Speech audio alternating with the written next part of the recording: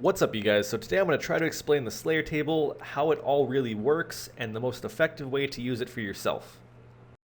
I haven't seen a video on this, which is why I wanted to make one. For some reason, I guess nobody went through the effort of making a video on how the new Slayer weighting system and the new table works with Slayer. This applies to Duradel and Nieve.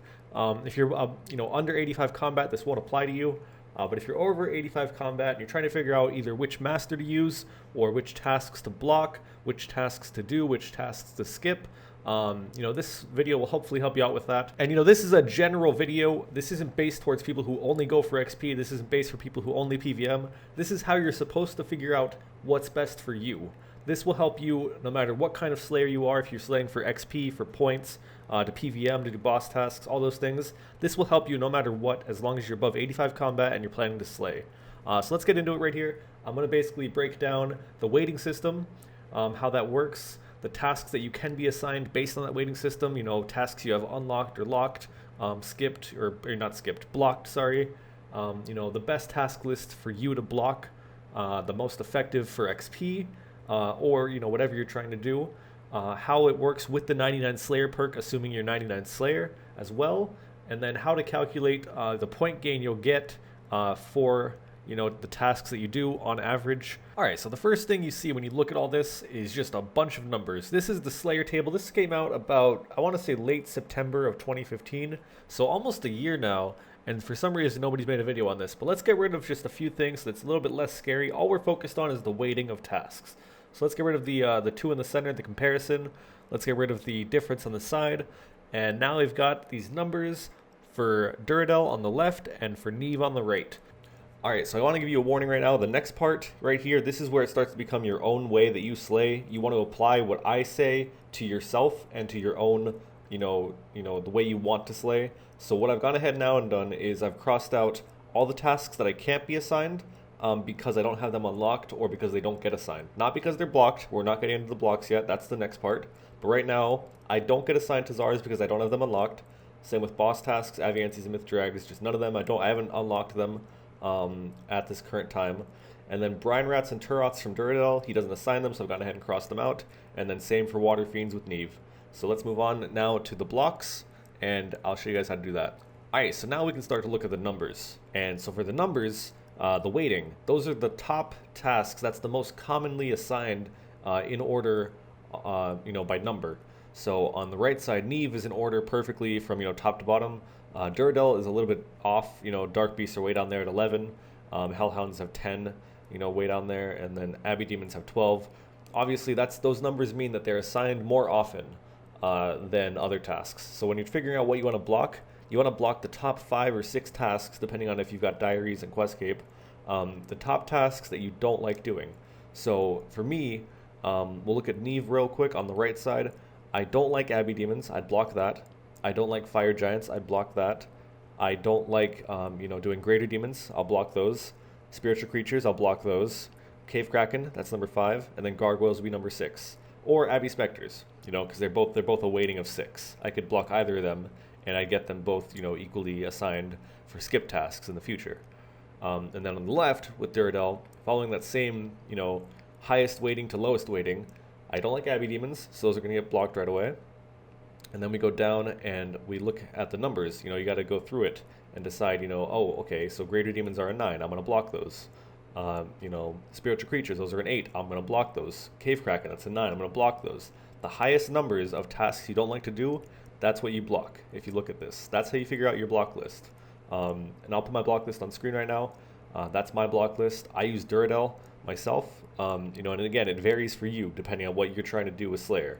And now let's move on to how to figure out your point gain and what tasks you can skip, how many you can skip, and how to maintain Slayer points while still slaying.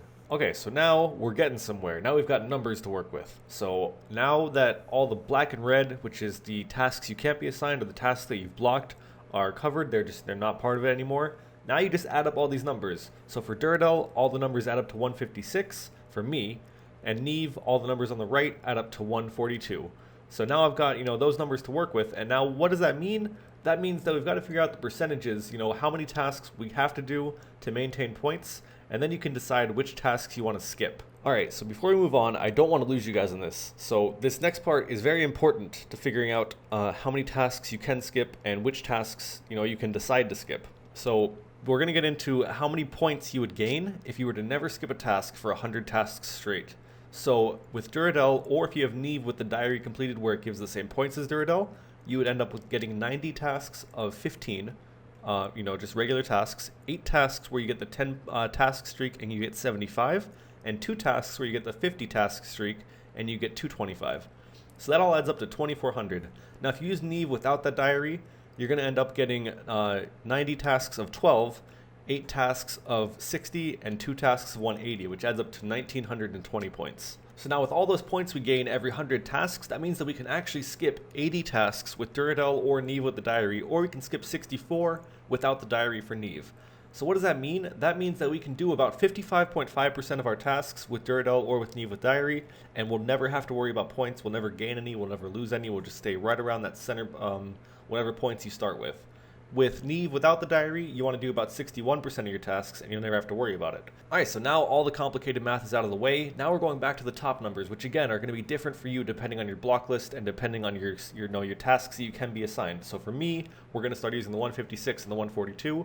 For you, maybe a different number. But now all you got to do is do 55.5% of those numbers. For Duradel, it's going to be 87 out of 156. For Nieve, it's going to be 79 out of 142. And if I didn't have the diaries for Nieve, that would be 87 out of 142. So now, all you gotta do is start just subtracting tasks that you don't want to do, subtracting all those tasks until you get down to that 87, that 79, until you're at that point where you're like, okay, now I like these numbers. I like, I don't have to do these tasks. I can skip these tasks. And now you've got your list of tasks that you do, your list of tasks that you skip, your list of tasks that you don't have assigned, and your block list. And that's all you gotta do. It's very simple, but it just takes a couple minutes to work it out. And if you actually look on the right with Nieve, I'm actually at 82 out of 142, so I'd have to do one of those 5 or 6 point tasks, waiting tasks, if I wanted to stay above it without the Nieve diary. But with the diary, I'm fine, 82 out of 142, although I do gain more points with Duradel than I do with Nieve. Okay, so the way you work that out is very, very simple. All you do is figure out which master you do a higher percentage of tasks from. This is all assuming that you've got the diary done, so that Nieve gives the same points as Duradel. And then if you've got that done, then you know which master is better for you. For me, it's Duradel. I do more tasks from Duradel. I skip less from Duradel. It may be different for you depending on which tasks you enjoy doing. I know this video is very complicated. Probably you might have to watch it a couple times. You may not have got all of it. But if you take anything away from this, just know that you want to do 55.5% or higher of your tasks from Duradel or Nieve with diaries, 61% or higher of your tasks from Nieve without the diary, and that you want to block the highest weighted tasks that you can get assigned, that you don't like doing. If you enjoyed the video, leave a like. See you guys later. So one more thing to add in the darkness here, I forgot to get into the Slayer Cape perk, but basically when you have it on you, you get a 10% chance to get the task that you just had reassigned to you. You want to use it on either the tasks that you like doing the most or the tasks that get the highest XP. Just know that it adds more points and a higher percentage, meaning you have a little more room to skip or you're gaining a little more points over time.